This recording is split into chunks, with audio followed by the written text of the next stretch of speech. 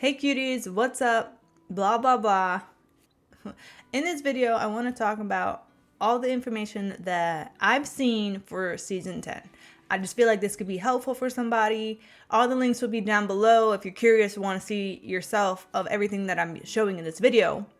And yeah, this was just a very quick video that I thought would be fun before I go do other things I have to do.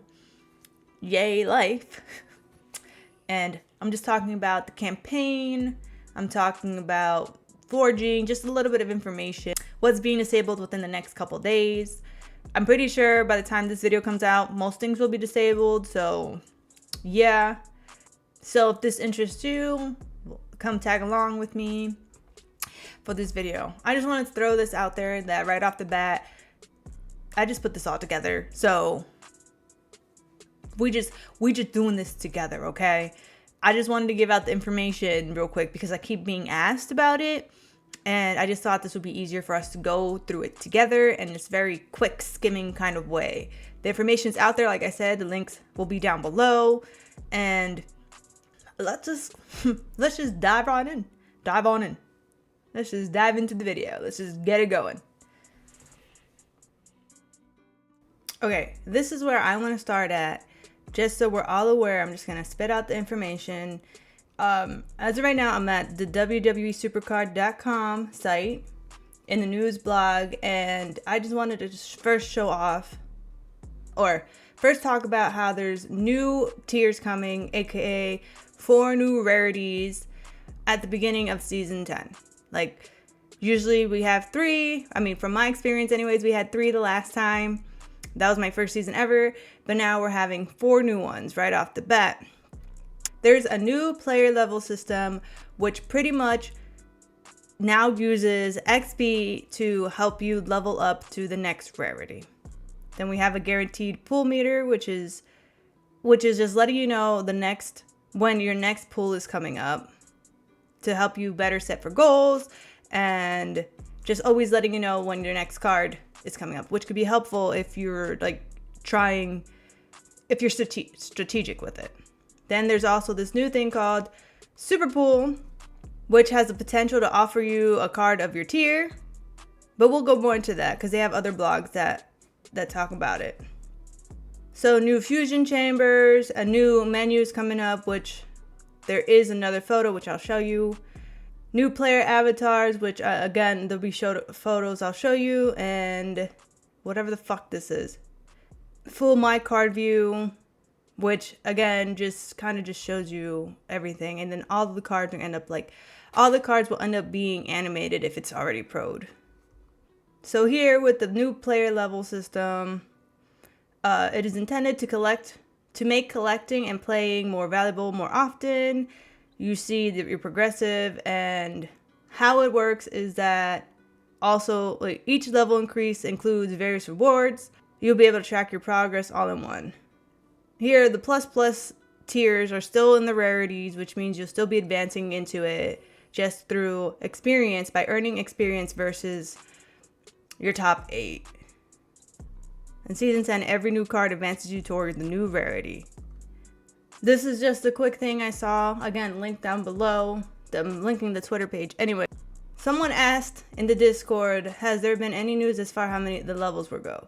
This is a good question. The biggest gap will be between SummerSlam 23 and Pantheon Rarities at 7. All others will be 4 level gaps. For instance, you'll enter Pantheon Rarity at 7 and blank Rarity at 11. Whatever, I don't know why they blanked that. But anyways, you'll be bumped up to rarity where you're currently at, and so if you're at SummerSlam 23, you'll be bumped up to Pantheon and once more. Know if it's on the screen. The player levels 1 through 6 will be SummerSlam. Player levels 7 to 10 will be Pantheon. 11 to 14 will be the new rarity, the first one. 15 to 18 will be rarity number 2. 19 to 22 will be rarity number 3, and level 23 to 26 will be rarity 4. With the new levels, obviously, we know that there's going to be a stat crunch, so it's just going to start looking over with the double digits versus all this crap we were dealing with before. Rarity pools and super pools. Here, it just talks about how collecting and pooling cards from draft boards will be the main way to get XP. While pooling cards can be useful for training, there's no denying that the elusive cards will be obviously the one, like, yeah, whatever. So yeah, there's a risk. They're adding a system, which we all knew. I mean, I could just tell. I'm sure a lot of people could just tell when another one was popping up. There'll be a counter at the bottom of your draft board that will keep track of how many times you reset the board since the last time you pulled a card of your rarity. The maximum number of resets it will take to pull your next one, which is pretty cool. So you can just keep a track of when you're going to get another card. Apparently, you can still be lucky and pull a card of rarity than sooner than max reset, but now you have a better idea of when a guaranteed pull is coming. Your entire board will begin to glow with energy, and that means your next reset card will absolutely be of your rarity. Okay, so there's going to be a new kind of fusion. Instead of how we are used to it now, they'll be condensing the numbers of chambers and adding fusion tokens. There will be 3 chambers or rarity chambers that will grow power as your level increases and will always guarantee a card based on your rarity level. Depending on the fusion token you use, these chambers will generate cards 1 below rarity matching your rarity or 1 above your rarity. Oh no, there's a 4th chamber, the legacy chamber, and it's based on a lower rarity and legacy cards. This selection of previous rarities that are not available in the first 3 chambers will be available via fusion here. And then lastly, for the chambers, there'll be 2 more, which are the promo chambers. And it will function how we're kind of used to now, and depending on which events are active, the chambers will be used to generate relevant cards and may contain different versions per fusion. Think Halloween, spring, or holiday fusions as an example, which, you know, we are definitely used to that. If the cards you added up didn't meet the points total, you'll need to swap them out for more powerful ones to complete the fusion. In Season 10, we're doing away with the system in favor of fusion tokens. For the fusion tokens, they'll be adding 5 types of fusions: bronze, silver, gold, collection, and treasure tokens. The first 3 will be used for rarity chambers. Collection tokens will be used for legacy cards, and the treasure tokens will be used for promo fusions. Different fusions cost different amount of tokens, and you'll be able to find tokens in all the places you'd expect. Draft boards, events, rewards, the store, and other rotating opportunities, though some will be rarer than others. Go figure. This is the first look of the main menu, what it's looking like. Riptide 425. I think this is pretty cool. I guess this right here is the fusion token. And yeah, as I mentioned earlier, these you'll be able to see them, and they'll all just pop up. And if they're pro, they'll be animated. Here's a look at the player avatar, which are kind of cool. I hope there's gonna be like lots of other ones too. I don't want it to be just basic ones, but I guess we'll find out on Wednesday. Now let's talk about the campaign mode. So campaign is a single player experience that is always on, and it pits you against a track of opponents that gradually increase in difficulty and intensity. As you progress through campaign mode, you'll need to come up with crafty solutions to beat different challenges presented to you along the way. So campaign is structured with different bosses, maps, and stages. There's rookie will be the first one. There's 3 maps: rookie, amateur, and pro. In each map, you'll have 12 bosses and a total of 84 stages. As you complete the boss, you'll collect 1 to 3 stars depending on your performance in the ring. You don't have to do them perfectly, but it is advised to collect them all in order to progress to the next map. So it's just better to complete perfect matches than just kind of going through it. There's gonna be it says campaign works off variant of wild mode, presenting a straightforward but ever-varying challenge in each new stage. Every 7 stages, you'll encounter a new boss that'll turn up the heat a little bit more from the point onward. You'll probably breeze through the first handful of the stages quite easily, like every other game, if you've been with us for a while, and depending on your deck, you might even trounce, whatever this word is, the first boss without an issue. Campaign does not scale with your player rarity or your deck rarity, and there are no bonuses or boosts to help you out. So once the difficulty gets too steep, it's up to you and you alone to figure out how to conquer your new challenge. Cute. I mean, I feel like we've all played a game similar to this. It looks like I don't know, it's giving Mario, it's giving like a bunch of other games we've played that are very addictive. Probably, I don't know. Apparently, certain campaign stages will fight back with unique cards that require you to get creative with your cards that you play and how you play them, which is kind of cool. It's not going to stay boring. Some stages mandate that you only use cards with certain alignments, or they may only consider certain stats in your matches. So I'm going to assume that it'll just be like tough versus tough or something, and the other ones just won't be around. I don't know. So that means you will have to switch out your cards to like your weapons to better suit it, to better suit the stage. Specifically, campaign will be the best way to collect forging crystals, but you can also pick up the odd superstar equipment or support card along the way. But what is card forging, you might ask, right?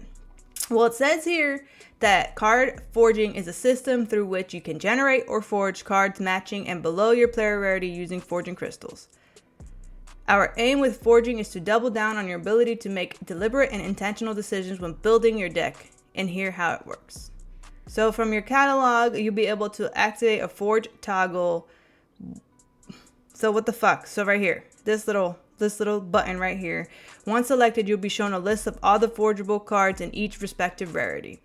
You'll then be able to select which card you'd like to forge. If you got the proper ingredients, you'll be able to forge a copy of the card immediately. No waiting required. So we can just make whichever ones as long as we have the crystals. Okay, cool. While you can't forge special edition, limited edition, or fusion event cards, all base cards from each non-legacy rarity will be forgeable. Finding the right ingredients will be crucial to forging specific cards for your collection. Specifically, you'll be looking for forging crystals and supercoin.